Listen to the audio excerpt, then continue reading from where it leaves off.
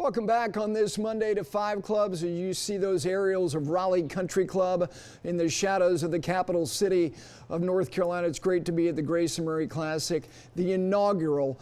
This segment brought to you by Golf Pride, a North Carolina-based company down the road in the Sandhills of North Carolina. When it comes to grips, nobody provides more to more players around the world at every level than Golf Pride. This property is beautiful. Great tilt, great roll.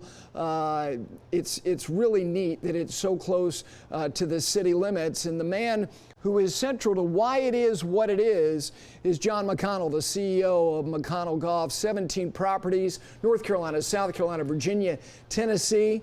Mr. McConnell, good to see you. Good morning. Well, thank you. Glad to have you guys here today. Well, it's good to be here for all the right reasons. You know, from something so powerfully tragic can come some positivity, some hope, and some light. Let's start right there. What was the extent of your relationship with Grayson?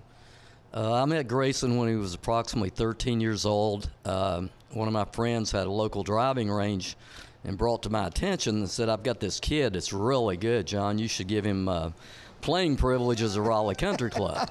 And having grown up on a farm in Virginia, we didn't have access to any country clubs in my day, so I thought this is a way I can start to give back to the community, to people like myself who may not have had the ability to have a great course to play, and Grayson became my first recipient of the McConnell Golf Scholarship.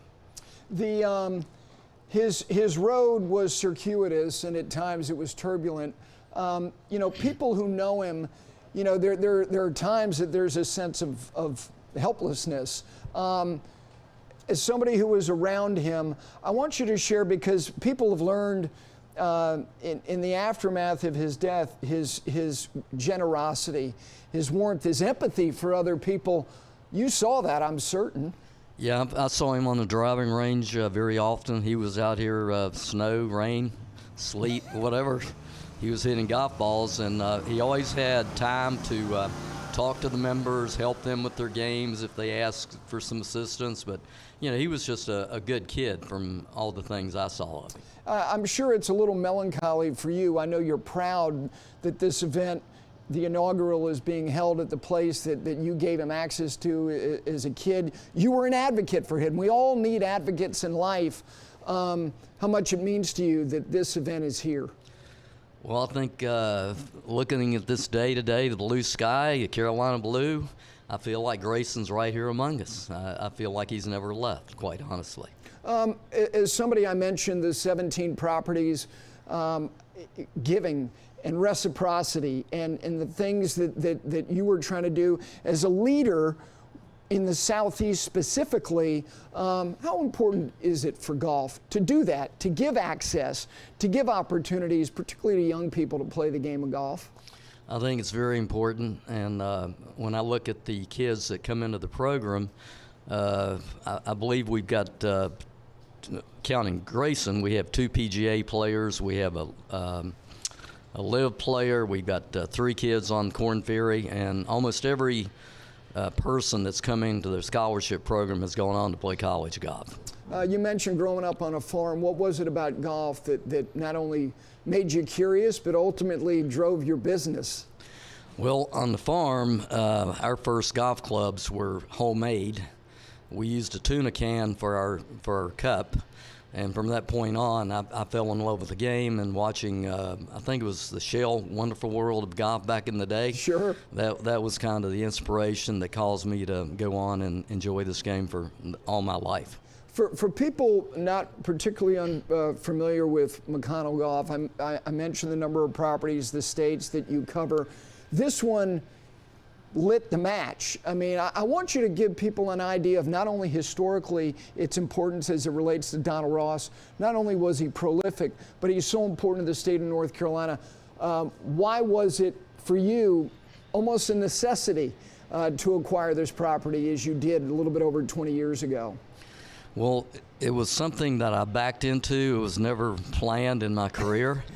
I was in healthcare software for 30-some years, and one day I had a friend, actually the same person that introduced me to Grayson, said, "Hey, John, have you been reading about Raleigh Country Club and it's filing bankruptcy and the developer has bought a note from the bank, and you need to go save that place. And I've always been a big Donald Ross fan, and I used to play this club even though I wasn't a member. I would play here periodically, and I just love this golf course. And so I had the necessary resources to, meet with the club management. We bought the club out of bankruptcy, and that began the impetus for McConnell Golf.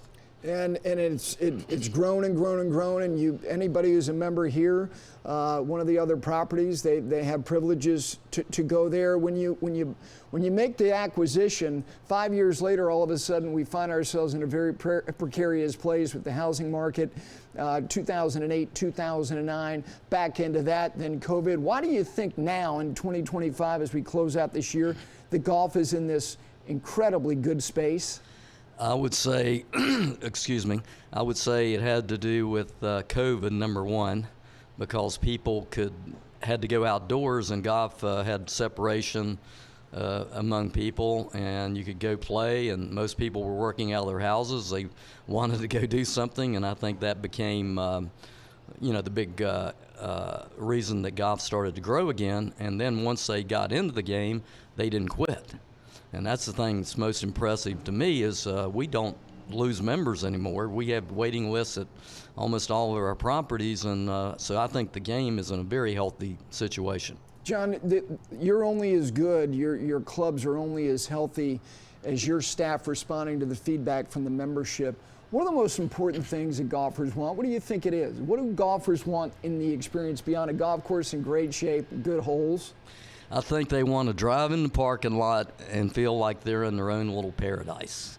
And they want to be treated with not royalty, but they wanted to have a great experience. And our staff, we tell them every day, we have the opportunity to make that person's day. So the better we can serve them, the more excitement we can give to their game, and make sure the greens are perfect, make sure the food's good, they'll come back. You own Sedgefield, which hosts the Wyndham Championship. You also own properties that host Corn Ferry Tour events. Sedgefield, I'm just curious, down the road in Greensboro, great history, another Donald Ross golf course. Donald Ross, for you, what do you love most about what his eye produced? I think he gives you the ability to hit every shot. And there's nothing easy about Donald Ross greens, and I was always a very good putter, and I love his green complexes. Last thing, let's get back to why we're here, and that is, Grayson, what is most important for people to understand about this day, but it's all the days going forward and what this foundation can do? What would you like to impart upon the audience about Grayson's foundation? It's important, starting in the industry of golf. I think this foundation has a mission. It's got legs. I think we can impact a lot of people that have the same mental illness that Grayson had, that, hey, we can make a difference in their lives going forward. So I think Grayson's death will make a big impact on many people in the years to come. John, it's very good to see you. So happy that we're here at a place that meant so much to him, as somebody who opened a door for him because he wanted to make golf his life. He loved it so much and had success doing it. Great to see you. Thank you, Gary, and appreciate you guys being here. Absolutely. John McConnell, the CEO of McConnell Golf, owns Raleigh Country Club, the site of the inaugural Grayson Murray Classic. We continue this Monday edition with you till 10 a.m. Eastern Time, not only here on Golf Channel. Of course, you can listen as well. That is PGA Tour Radio, Channel 92 on Sirius XM. We're back right after this.